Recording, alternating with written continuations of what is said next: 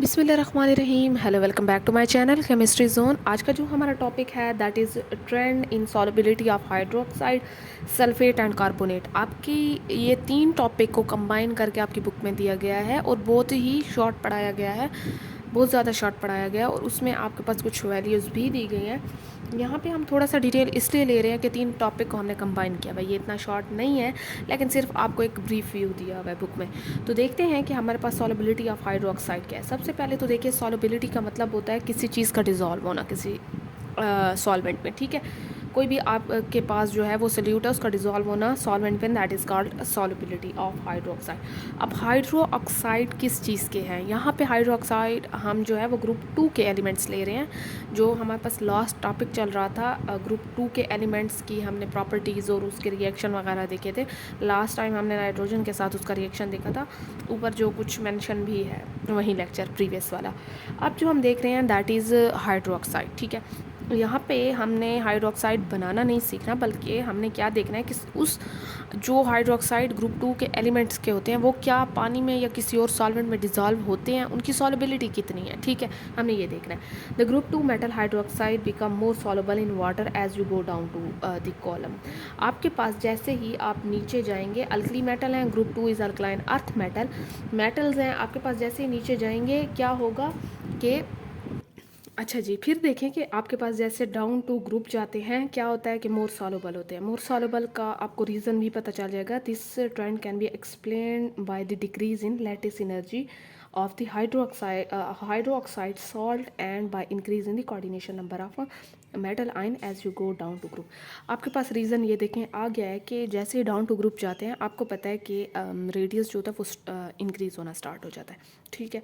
जैसे radius increase होना start हो जाता है तो ऑब्वियसली आपके पास जो लैटिस होता है उसकी एनर्जी डिक्रीज़ होना स्टार्ट हो जाती है और कोऑर्डिनेशन नंबर इंक्रीज़ होना स्टार्ट हो जाता है। आप खुद सोचें कि जैसे ही डाउन टू ग्रुप आप जाते हैं, डाउन टू ग्रुप यहाँ पे अगर ये स्ट्रक्चर है तो यहाँ पे ये है, यहाँ पे ये है, यहाँ पे ज़्यादा इंक्रीज़ होगा, ठीक है।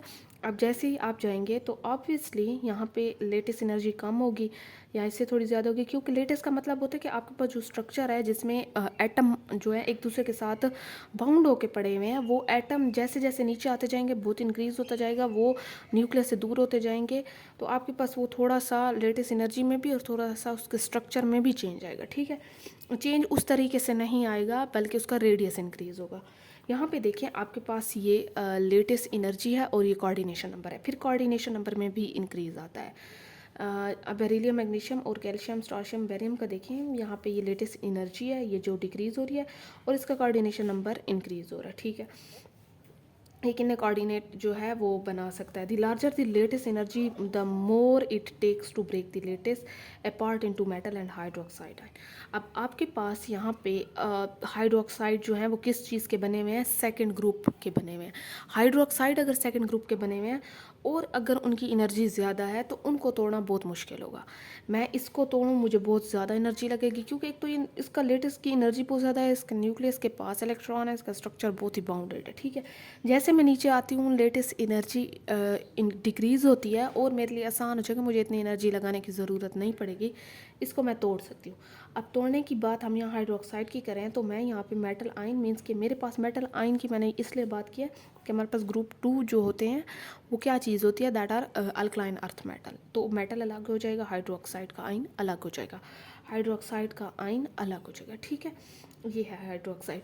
फिर देखें कि since the atomic radii increases down to group it make sense that the coordination number also increases because the larger metal ion the more room it has for water molecules to coordinate to it. अब यहाँ पे coordination number मैंने कहा है कि increase हो रहा है। कोऑर्डिनेशन नंबर अगर इंक्रीज़ हो भी रहा है तो इसका भी रीज़न है कि जैसे ही आपके पास से स्ट्रक्चर इंक्रीज़ होगा या रेडियस उसका लार्ज होता जाएगा, वो उतना ही वाटर मॉलिक्यूल के साथ जो है वो क्या चीज़ करेगा? कोऑर्डिनेट कर सकता है। कोऑर्डिनेट का मतलब होता है किसी के साथ बॉन्ड बनाना, ठीक है। अब यहाँ पे मैंने वाटर की बात क्यों की है? हम सॉलिबिलिटी चेक कर रहे हैं, ये चीज़ आप ना भूलें, इसलिए मैंने कहा है कि वाटर की बात की है कि down to group more soluble होता है। अगर मेटल आयन जो है वो जैसे ही नीचे आता जाएगा इसका स्ट्रक्चर बड़ा होता जाएगा, इसका रेडियस इंक्रीज़ होता जाएगा और इसके पास इतना होगा कि अच्छा ये अपने साथ डिफरेंट जो है वो क्या चीज़ वाटर के मॉलिक्यूल को एडजस्ट कर सकता है। आप एक चीज़ देखिए, लेट सपोज जैसे मैग्नीशियम का मैं हाइड्रोक्साइड बनाती हूँ तो मेरे पास ये होगा, ठीक है। अब मैग्नीशियम हाइड्रोक्साइड है मेरे पास, ये प्लस में आ जाएगा, ये नेगेटिव में आ जाएगा। सॉल्युबिलिटी का ये मतलब होता है कि आपने इसके साथ कितने आप कोऑर्डिनेशन जो है वो बनाएगा। लेट सपोज इसके पास जो है वो OH जो है वो यहाँ आ जाएगा, ये नेगेटिव है तो ये पॉजिटिव की तरफ, और ये पॉजिटिव है तो ये नेगेटिव की तरफ, ऐसे आपके पास बनाएगा, ठीक है। तो हमारे पास ये था रीज़न। अब आ जाते हैं फॉर एग्जांपल, मैं आपको थोड़ी बहुत एग्जांपल भी इस चीज़ की दे देती हूँ कि for example for understanding the trend मैं आपको एग्जांपल देती हूँ। Magnesium hydroxide appear to be insoluble in water, however it is shaken in water and filtered. The solution is highly basic. This indicates that there are more hydroxide in the solution ions than there were in original water. This is because some, यहाँ पे देखें, यहाँ पे इसके साथ ये सम magnesium hydro oxide जो थे आपके पास हैज़ डिज़ोल्व। अच्छा, वो कहते हैं कि मैग्नीशियम हाइड्रोक्साइड जो है, इसकी मैंने थोड़ी बहुत सॉल्युबिलिटी भी आपको बता दी है कि मैग्नीशियम का थोड़ा सा इनसॉल्युबल, ये सॉल्युबल है, ठीक है। अब मैग्नीशियम का जो है वो इनसॉल्युबल इसलिए होता है थोड़ा बहुत कि आपके पास जो है इसका एक तो बेसिक होता है, आप इसे मैग्नीशियम को डालेंगे, ये इनसॉल्युबल है, इसे शेक करेंगे, उसे फ़िल्टर करेंगे, उसके सोल्यूशन को। अब फ़िल्टर आपने कर लिया, उसमें जितना बहुत मैग्नीशियम था वो फ़िल्टर आउट हो गया। अब जो डिज़ोल्व हो चुका है वो सोल्यूशन के अंदर है, ठीक है। डिज़ोल्व होने का मतलब या सॉल्युबल होने का मतलब ये है कि वहाँ पे हाइड्रोक्साइड आयन ज़्यादा है उसके सोल्यूशन में, ठीक है जी। कहाँ पे? सोल्यूशन में। तो हम जब चेक करते हैं तो उसका सोल्यूशन जो फ़िल्टर होने के बाद जो सोल्यूशन बच जाता है उसमें हाइड्रोक्साइड आयन ज़्यादा होते हैं, जिसकी वजह से वो हाईली बेसिक होता है then original water. This is because some magnesium hydroxide जो होते हैं वो उसी सोल्यूशन या वाटर में डिज़ोल्व हो चुके होते हैं। कैल्शियम हाइड्रोक्साइड की बात करते हैं, is referred to as a lime water. A litre of pure water will dissolve 1 gram of calcium hydroxide at room temperature. ये भी हमारे पास जो है डिज़ोल्व हो जाता है, आपके पास इसे लाइम वाटर भी कहते हैं क्योंकि कैल्शियम हाइड्रोक्साइड है।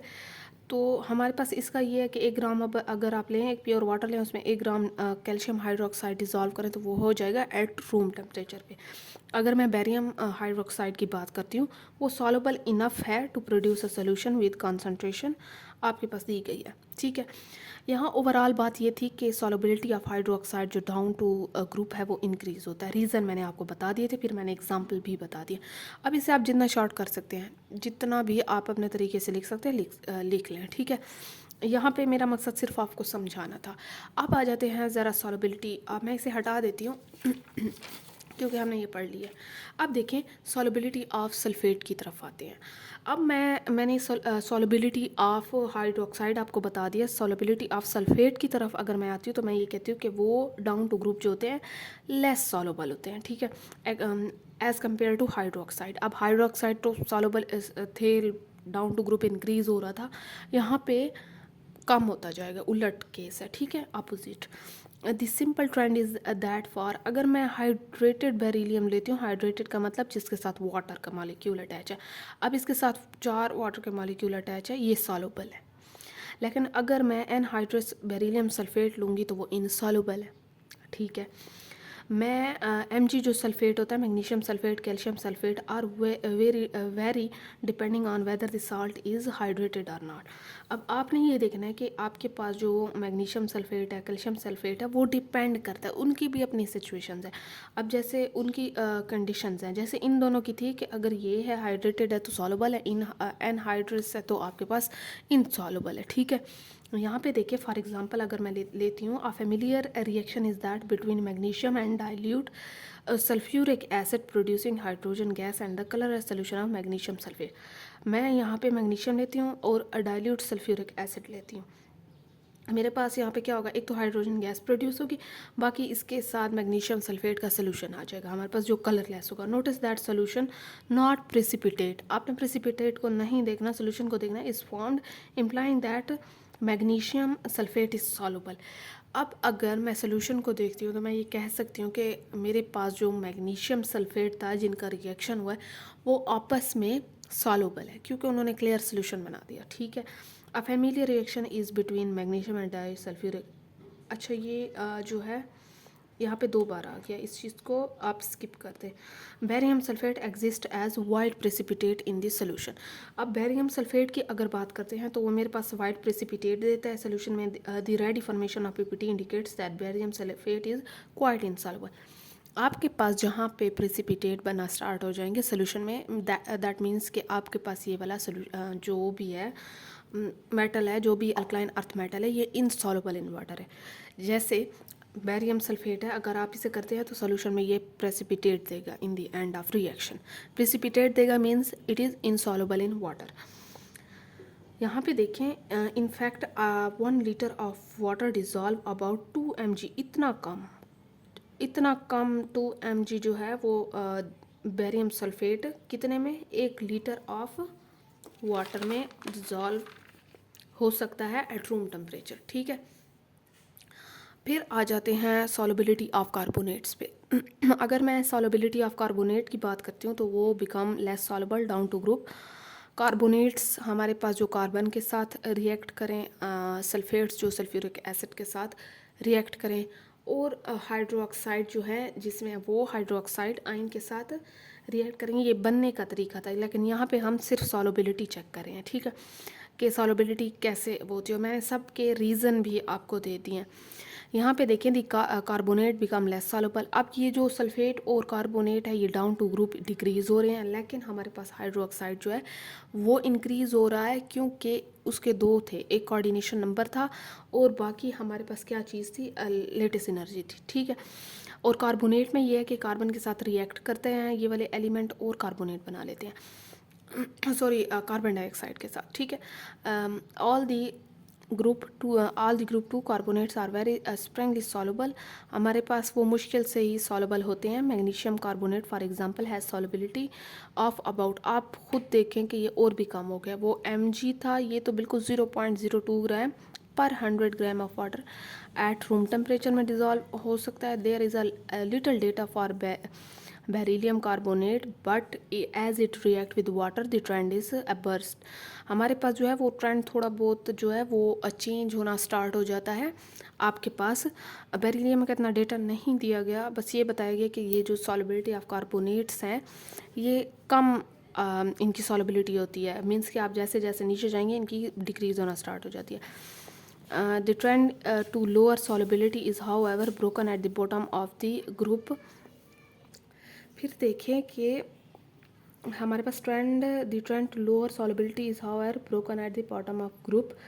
जो थोड़ा बहुत ट्रेंड आपके पास जो है वो वेरिएशन आती है बॉटम ऑफ ग्रुप में। Barium carbonate is slightly soluble than strontium sulphate, there is no simple example of this trend. ठीक है, तो ये था आपके पास सॉल्युबिलिटी का सारे ट्रेंड्स। इंशाल्लाह अगली वीडियो में मिलेंगे। ये 3 टॉपिक इकट्ठे पढ़ा दिए इसलिए थोड़ी सी वीडियो लॉन्ग हो गई है। बस आपने ये याद रखना है कि हाइड्रोक्साइड इंक्रीज़ होते हैं, बाकी सल्फेट और कार्बोनेट जो होते हैं वो डिक्रीज़ होते हैं। आपके पास कार्बोनेट का इतना ज़्यादा नहीं बताया गया। आप खुद सोचें कि सॉल्युबिलिटी ऑफ कार्बोनेट। अब एक चीज़ कार्बोनेट, जैसे आप कैल्शियम कार्बोनेट की बात करते हैं, ठीक है, अब कैल्शियम कार्बोनेट वाटर में क्या डिज़ोल्व हो सकता है, तो इसके स्ट्रक्चर को देखते ही, इसके फार्मूले को देखते ही आप कॉमन सेंस यूज़ करें कि नहीं हो सकता। हाइड्रोक्साइड क्यों हो सकता है, ये नेगेटिव है, ये पॉजिटिव है, ये पॉजिटिव है, ये नेगेटिव है, तो हो सकता है बिल्कुल। अगर ये OH यहाँ आप आके इसके साथ बना लेते तो ये वाटर बन जाएगा। ठीक है, ये आसान है। ठीक है, इसलिए इसकी इंक्रीज़ होती है। इसके 2 रीज़न भी थे।